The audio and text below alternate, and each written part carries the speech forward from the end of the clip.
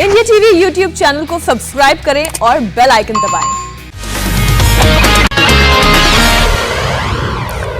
Vaccine को लेकर सियासत एक बार फिर तेज हो गई है। बड़ी खबर है कि राहुल गांधी और केंद्रीय स्वास्थ्य मंत्री डॉक्टर हर्षवर्धन अब सीधे तौर पर आमने सामने आ चुके हैं। देश के वैक्सीनेशन ड्राइव पर तंज करते हुए राहुल गांधी ने केंद्र सरकार पर निशाना साधा है। राहुल ने सवाल किया है कि जुलाई आ गई लेकिन वैक्सीन नहीं आई, और राहुल के इसी तंज पर स्वास्थ्य मंत्री डॉक्टर हर्षवर्धन ने पलटवार करते हुए उन्हें करारा जवाब दिया। डॉक्टर हर्षवर्धन ने कहा है कि वो कल ही जुलाई में वैक्सीन की उपलब्धता के बारे में बात कर चुके हैं, लेकिन लगता है राहुल गांधी पढ़ते नहीं हैं। डॉक्टर हर्षवर्धन ने राहुल गांधी पर तंज करते हुए लिखा है कि अहंकार और अज्ञानता के वायरस का कोई टीका नहीं है। तो राहुल गांधी ने क्या ट्वीट किया और उस पर केंद्रीय स्वास्थ्य मंत्री डॉक्टर हर्षवर्धन ने कैसे ट्वीट कर पलटवार किया, ये दोनों ही ट्वीट हम आपको दिखाते हैं।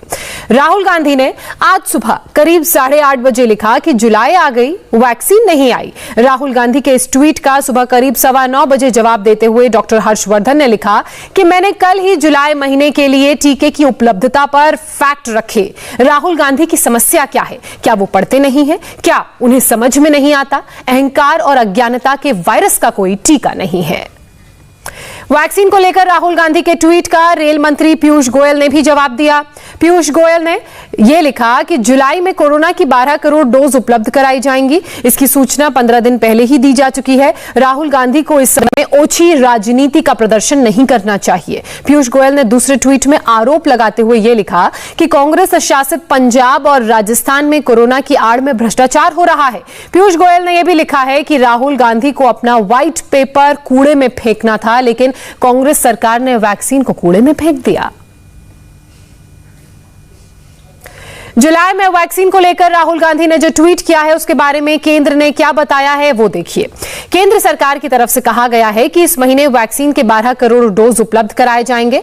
सबसे बड़ी बात यह है कि राज्यों को इस बात की जानकारी 15 दिन पहले ही दी जा चुकी है। इसके अलावा अगले 3 दिनों में राज्यों को 44,90,000 टीके उपलब्ध कराए जाएंगे। केंद्र सरकार अब तक 33 करोड़ 63 लाख से ज्यादा टीके राज्यों और यूनियन टेरिटरीज को दे चुकी है।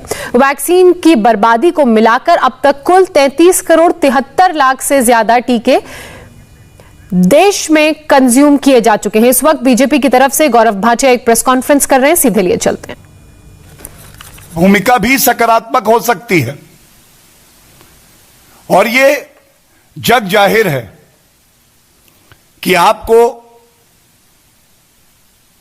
एक लालसा, एक लालच है कि सत्ता का सुख मैं भोगूं। देश के यशस्वी प्रधानमंत्री श्री नरेंद्र मोदी जी से आपको नफरत भी है, लेकिन आज सवाल यह है कि देश की जनता से नफरत क्यों? यह नफरत का मोतियाबिंद जो आपको हो रखा है, यह आपको सत्य से दूर क्यों कर देता है? आप सच्चाई देखना नहीं चाहते हैं या भ्रम फैलाना ही आज आपकी कांग्रेस पार्टी की अघोषित नीति है?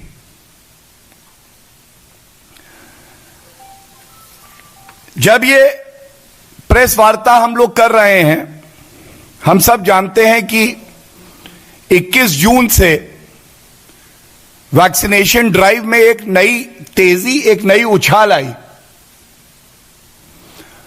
और ये कहते हुए भी हमें गर्व होता है कि भारत विश्व में आज ऐसा देश है जिसने अपने 34 करोड़ नागरिकों को सुरक्षा कवच दिया है। हम सब जानते हैं कि वैक्सीन एक इकलौता ऐसा तरीका है जिससे आप भारत की जनता को सुरक्षित कर सकते हैं। और राहुल गांधी जी, ये प्रश्न आपसे है, जुलाई आ गया, वैक्सीन नहीं आई, तो जो आंकड़े हैं जुलाई की ही पहले बात कर लेते हैं।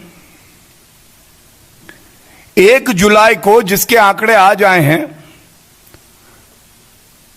24 घंटे में 41,60,000 वैक्सीन लगाई गई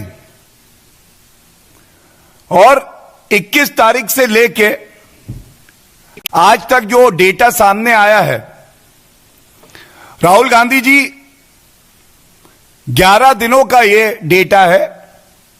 भारत में 6,85,00,000 वैक्सीन लगाई गई हैं 11 दिन की समय अवधि में। और अगर इसका औसत निकाला जाए, एवरेज निकाला जाए, तो प्रतिदिन 24 घंटे में ये 62 लाख के आसपास होता है।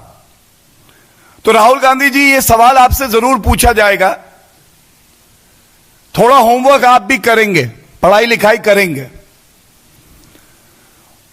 और आज आपकी ये जिम्मेदारी है कि अगर आपने एक ट्वीट किया जो बहुत ही हल्का ट्वीट था, तो आप ये जानकारी दें कि क्या विश्व में कोई और देश ऐसा है, कितने देश हैं जहां पे 24 घंटे में 62 लाख वैक्सीन औसतन लगे हैं पिछले 11 दिन की अवधि में। और मुझे याद आता है जब भारत में 2 वैक्सीन कोविशील्ड, जो भारत में बड़ी मात्रा में निर्मित हो रहा है, और कोवैक्सीन स्वदेशी वैक्सीन जिसे हमारे वैज्ञानिकों ने बनाया, और हर भारतीय को गर्व हुआ कि भारत वैक्सीन आविष्कार करने में और उत्पादन करने में अव्वल है। तब आपके कांग्रेस के नेता और संवैधानिक पदों पर बैठे हुए मुख्यमंत्री छत्तीसगढ़, पंजाब, राजस्थान कोवैक्सीन पे सवाल उठा रहे थे। यह भारत को मजबूत करता है या कमजोर करता है, यह जरूर बताइए राहुल गांधी जी। शशि थरूर जी का एक ट्वीट है। शशि थरूर जी ने कोवैक्सीन के लिए कहा था, तो Covaxin has not yet had phase 3 trials, approval was premature and could be dangerous. खतरनाक है यह।